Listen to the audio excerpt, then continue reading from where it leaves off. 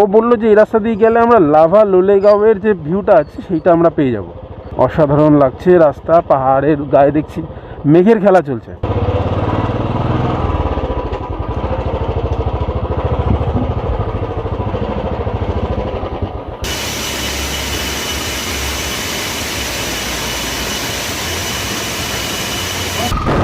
এই ব্রিজটা কালিম্পংয়ের সাথে দার্জিলিংয়ের সংযোগ ঘটাচ্ছে।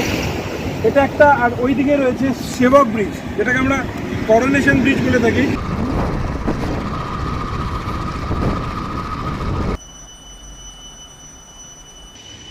এদিক থেকে বয়ে আসছে রঙ্গিত, আর ওই দিক থেকে বয়ে আসছে তিস্তা।